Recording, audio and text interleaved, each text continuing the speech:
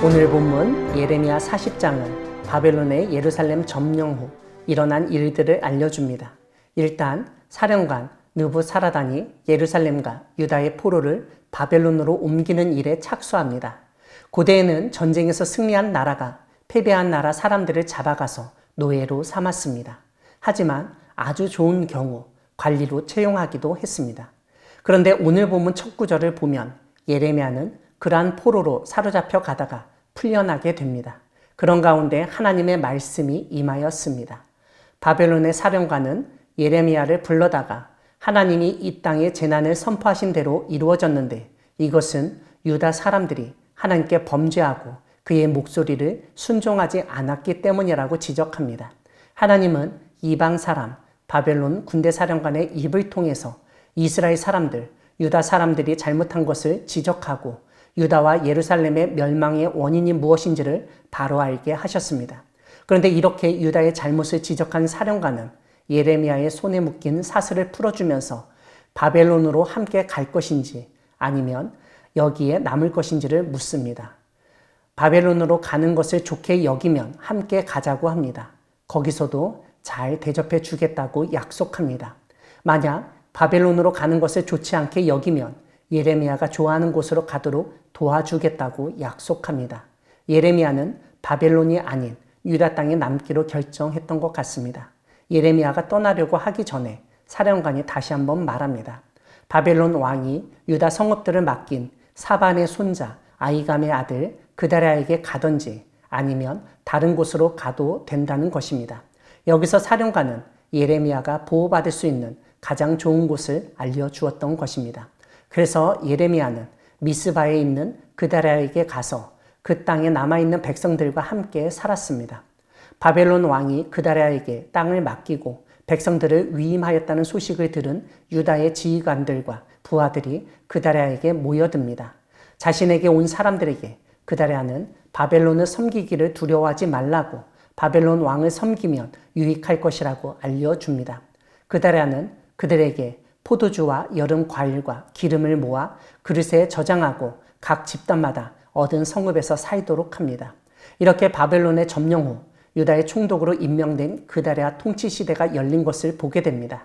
시간이 지난 후 모압과 암몬 지역뿐만 아니라 에돔과 다른 지방에 있는 유다 사람들이 그다랴의 소식을 듣고 고향으로 다시 돌아오게 되는 것을 보게 됩니다. 그런데 이렇게 평화롭게 모든 일이 진행되고 있을 때 뜻밖의 소식이 전해집니다. 13절을 보면 군 지휘관들이 그다랴에게 하나의 정보를 전합니다. 암몬 왕 바알리스가 그다랴의 목숨을 빼앗으려고 이스마엘을 보냈다는 것입니다.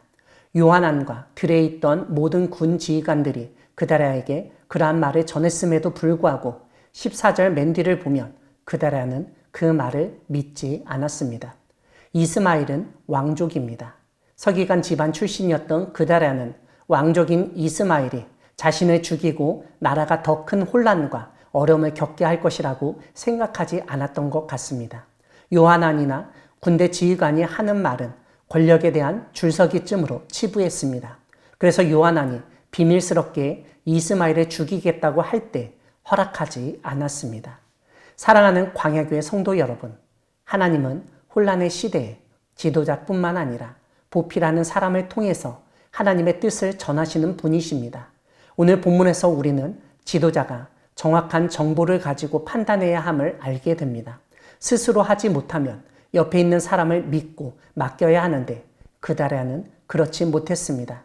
오늘 한국 사회는 의사소통의 부재와 함께 정부에 대한 철저한 불신이 팽배해 있습니다. 어떤 국민도 정부가 내세우는 정보를 그대로 믿지 않습니다.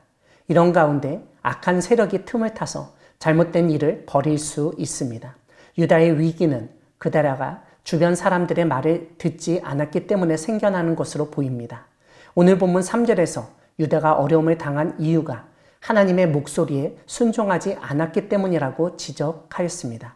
즉, 하나님의 목소리는 우리 주변 사람을 통해서도 전달될 수 있습니다. 그런데도 불구하고 그다랴는 주변 사람들의 말을 듣지 않은 것을 보여줍니다. 나라와 지도자가 하나님의 말씀과 사람들의 목소리에 귀를 기울이지 않을 때 나라의 운명이 위태로워질 수밖에 없습니다. 혼란과 위기의 시기에 우리는 먼저 하나님의 말씀에 귀를 기울이고 우리 주변 사람들의 말에 집중하여 하나님이 원하시는 일이 무엇인지 분별하고 행동해야 하겠습니다. 무엇보다 우리나라의 지도자가 국민과 소통하고 하나님의 말씀에 순종하도록 기도해야 하겠습니다. 그럴 때 하나님이 주시는 참된 안정을 누리며 살 수 있을 것입니다. 언제나 겸손한 마음으로 하나님의 말씀에 귀를 기울이고 순종하는 우리 모두가 되기를 소망합니다. 아멘.